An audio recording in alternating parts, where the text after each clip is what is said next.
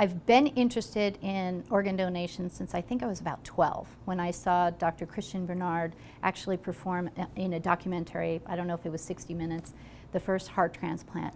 I was instantly impressed and taken by that. And my mother says that right then and there, I knew that that was something that I was going to do. Like I proclaimed it in the living room while I was watching this. And ever since then, it's just been my passion. When I was 16, I went to go sign the organ donor part, and my parents were like, I said, you need to sign this because I can't do this by myself. And they were like, what are you worried about this for? And at the time, all I knew is that really that kidneys and the eyeballs. I knew hearts, it was still pretty experimental, if you will, at that point, but it was kidneys and the eyes. I was really afraid they were actually taking my entire eyeball. And I was a little freaked by that, but I decided it didn't matter, I was doing this. And it took me 3 days to get them to sign it, but once they did, that was it. Very ironically, even though I was the only person who ever signed an organ donor card, when Keith and I were married, we had our first daughter in 1990. 3 weeks after she was born, we found out she had a heart problem. When she was 7 months old, she had a cardiac arrest and a stroke, and that's when they told us she needed a heart transplant. And of course, we were extremely devastated by this. My first thought was that I knew that we would have to go out and campaign for her to get a heart, because I knew at the time nobody really was into the organ donation like that. Even though it was only 20 years ago, it was not on people's minds.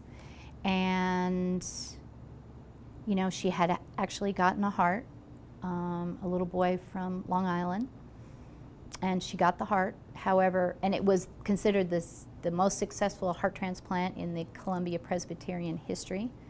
But unfortunately, 6 weeks after she had gotten the heart, she passed away from an infection. And because of that, I've always wanted to be able to, you know, some mother had the compassion in the midst of her tragedy, had the compassion to donate her son's organs. And because of that, we got 6 glorious weeks with our daughter. And I will never, ever, you know, forget that and forget this woman for doing that. I first met Dennis at our cafe, which was called the Petit Cafe, and he and his family had come in quite often for lunch and breakfast and whatnot. And one day we actually got talking because they were very upset about news that they had just found out. And I said to them, hey, you guys all right? And they were like, no, you know, Dennis has, you know, got this problem and he needs a new kidney. And I sat right down and started talking to him and said, well, what does this mean and what does he need? And, you know, and finally I said, all right, well, what do I have to do to be a donor? And they were like, oh, well, you have to go through a test. And I think they really just kind of chit-chatted with me thinking, okay, this woman isn't going to do this. And I said, all right, well, you know, I'll go to the hospital, I'll get tested, you know, give me everybody's name and the information and all that. And they were like, okay, you know, I'm very leery. And I said, you know, if I can do this, I will. And I've always, you know, this has been my passion forever, so I knew that if an opportunity like this came along, I was definitely going to be a part of it.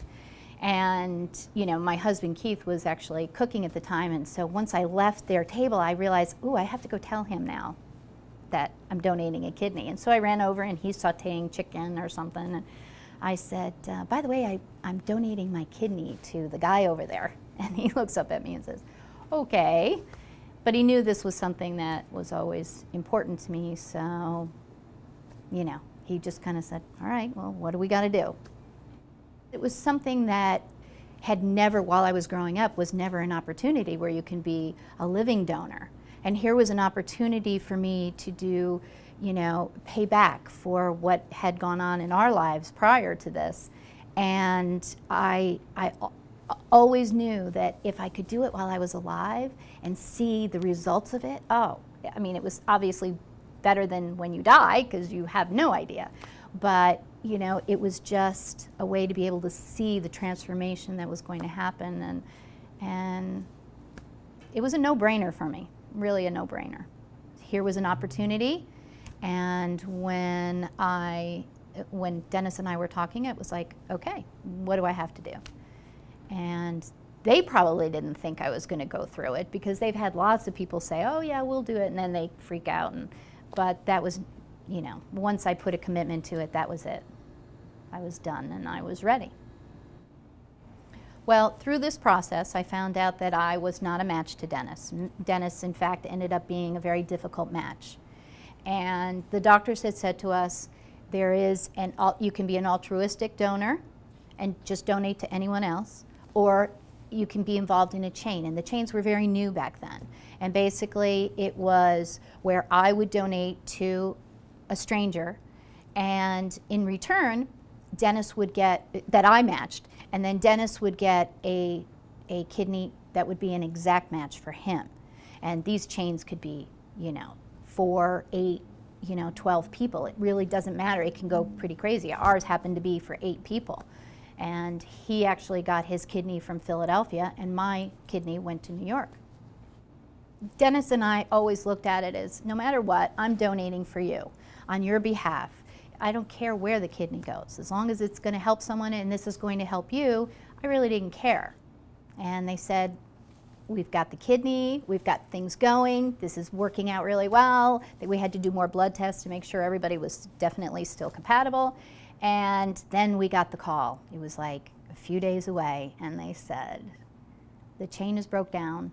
And I was like, what does that mean? You know, and they said it's not going forward and there's nothing we can do about it. And I was quite cranky about that. I couldn't believe it, because here we are so close. Dennis had been waiting so long, and now it just came to a screeching halt. We didn't want this to stop, especially if this was Dennis's only chance. This is, you know, we need to fix this. But we could not. We could not fix it. Another guy in town here needed a kidney. And it's now another 2 years, and it looked like Dennis was not going to get a kidney. And I talked to them and I said, look, there's somebody else in town here. I don't know what to do, you know, and I don't know if I should test for it or what. And then Dennis took the reins and he said, look, what can we do? And can we change the numbers? And, you know, and it kind of really sparked, you know, what's the word I'm trying to, it kind of sparked a new momentum. It sparked a new momentum to get Dennis a kidney. And I don't understand it all, but they changed his numbers so that they said we can work within this parameter, and all of a sudden, boom, we had a match. And it was pretty amazing. It was scary because of the last time when, you know, it got canceled, you know, just before, but it was pretty amazing because it actually was magic.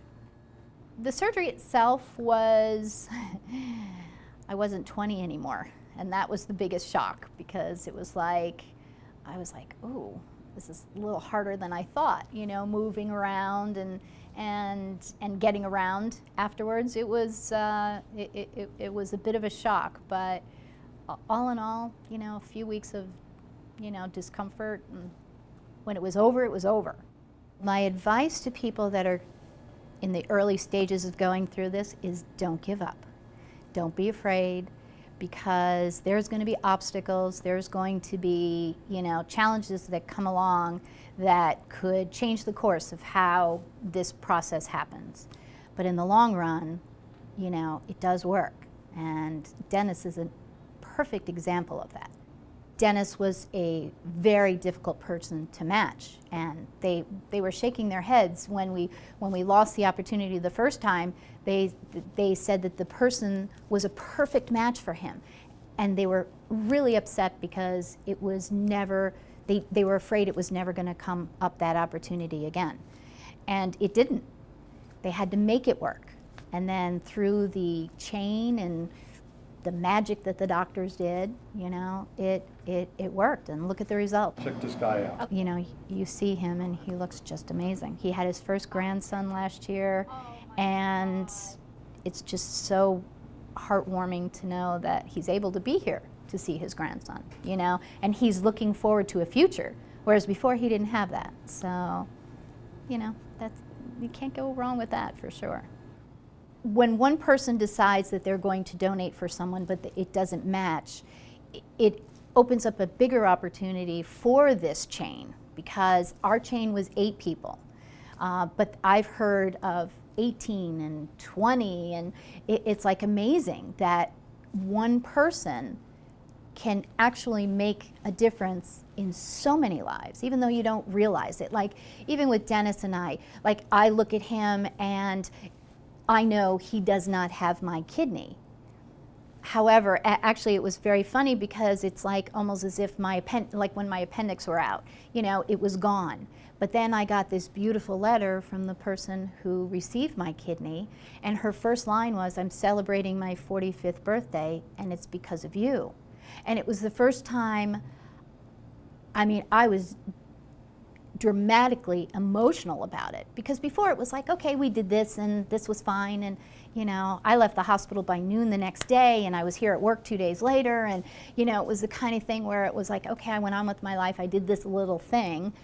But when I actually got this letter, I was in the office crying like a baby, because all of a sudden the impact, even though the impact, I knew what the impact was with Dennis, this was more direct now, because I actually now know the person, and she sends me pictures with her son and her husband, and so it's been lovely all around. Because of my passion of organ donation, I felt that once I had done this, you know, I could die a happy person.